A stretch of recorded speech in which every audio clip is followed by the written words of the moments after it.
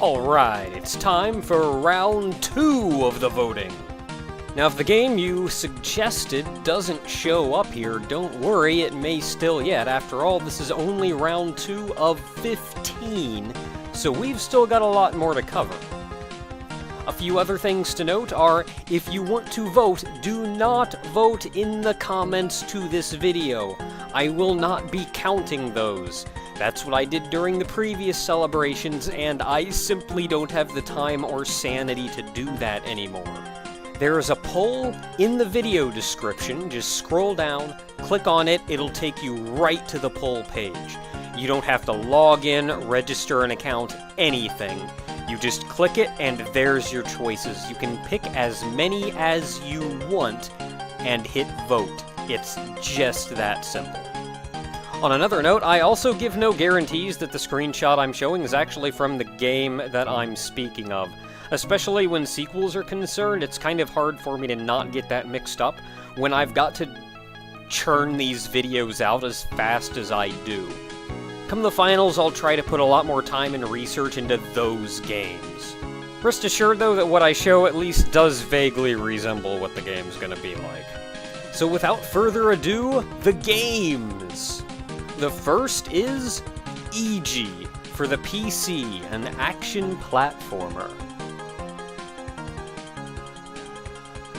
The Legend of Zelda: Skyward Sword. Action-adventure, it's a Zelda game for Pete's sake, for the Wii. Summon Knight: Swordcraft story. Action RPG for the Game Boy Advance. Shin Megami Tensei: Nocturne. RPG for the PlayStation 2.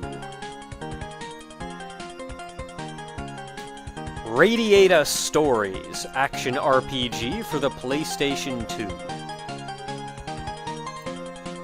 Bomberman 64, action adventure, I guess, for the Nintendo 64. Super Mario RPG, RPG for the Super Nintendo. Golden Sun, RPG for the Game Boy Advance. Killer 7, action, among other things, for the PlayStation 2.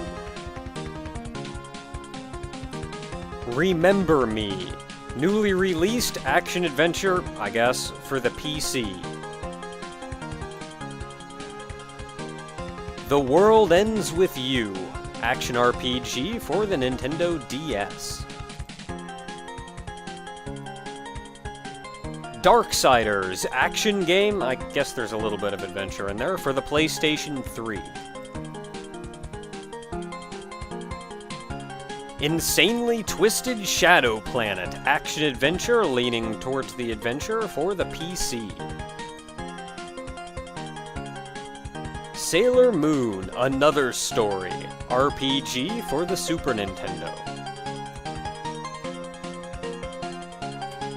Lost Kingdoms, action RPG for the GameCube.